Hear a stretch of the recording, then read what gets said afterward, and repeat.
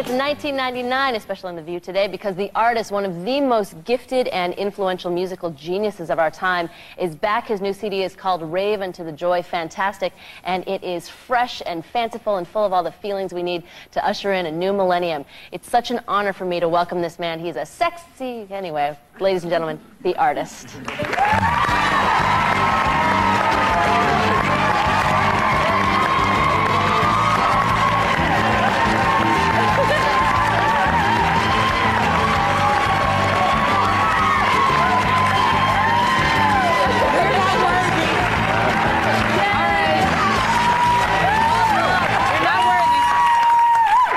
I promised you we wouldn't gush too much, but I just kicked one credential that makes me absolutely incredulous. You are a master musician. You mastered 20 instruments by the age of 12 years old. And to even say that makes my head shake. And no one moves like you. No one. At all. And you played every instrument on the first 5 albums. Are there any instruments left to try to learn to play?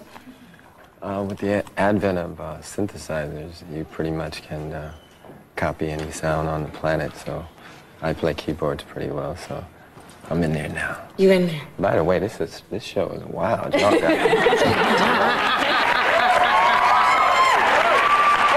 have to ask you, on your new album, Rave Unto the Joy Fantastic, you credit Prince as the producer, yet you are known as the artist. So is there anything that you want to specify here for us? Well, most of these terms, the artist formerly known as this and that and the other, all that's kind of made up by the media because I go by an unpronounceable symbol. And basically now it's a great way to distinguish between the Warner Brother product, which is Prince, and NPG product. There'll be a new greatest hits package coming out that will be released on NPG. And When Doves Cry, please tell me When Doves Cry will be there. Yeah, and it'll be fully remastered, and you know, and I'm gonna re-record just about all my work. And your hair looks better like this, by the way. Oh, thank you. You mean better than straight? Well, thank you. I just really quickly, if it's too personal, just tell me, but can we know what your wife calls you? Does she call you Prince? Does she call you the artist? She used to just say, hey. My stepfather's name is Hayward, so she stopped doing that because it sounded like my mom calling him by his nickname. So she just basically sneaks up behind me and taps me on the shoulder or says honey or something like that, you know. Oh. You keep your private life very private, which is something that I admire.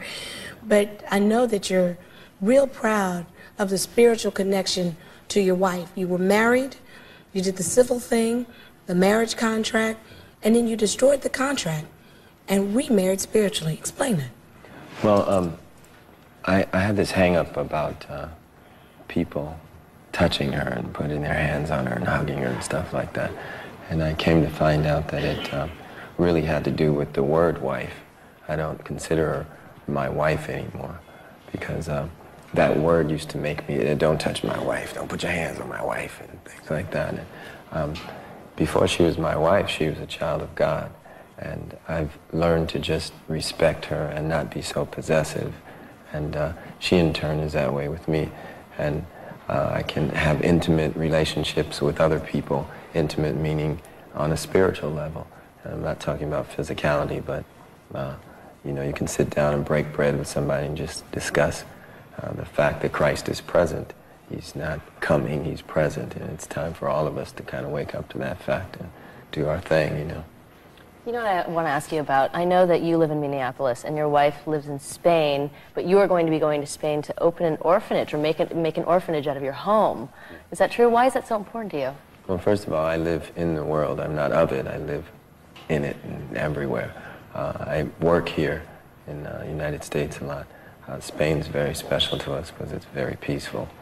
And we bought a home there and called it New Power Soul because the album that I released is what purchased the place. and we allow children to come up there and just play in the splendor of the estate. Just we get them from down the hill a ways where it isn't so beautiful, you know, and just to let them know that if you believe something and you keep the vision alive in your mind, anything you want is possible. You are a big basketball fan. The Chicago Bulls, I'm not going to say anything to you about them, let you keep the Bulls, even though you're here in Knick territory. You know we had to dig that one in, but I know the one thing that everybody's looking forward to is December 31st, because we can finally legitimately sing one of the most fantastic songs ever written, 1999. And you're going to be partying.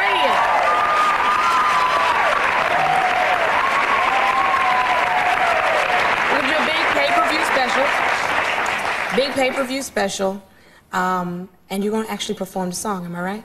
Yes, ma'am. Probably for the last time. We're going to do a few numbers there for the last time.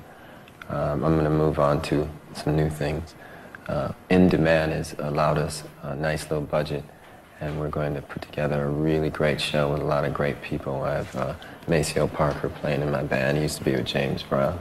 I have Larry Graham. He used to be with Sly and the Family Stone. Wow. And we're going to have a lot of members of the Family Stone there. Lenny Kravitz will probably show up.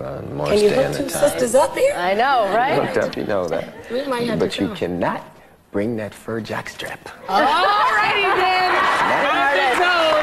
Thank you so much for being with us. We are just in awe of you. You are the greatest. His new CD is called Rave Into the Joy. Fantastic, and it would make a great stocking stuffer. You can buy it on our website, and we'll be right back with segment 5.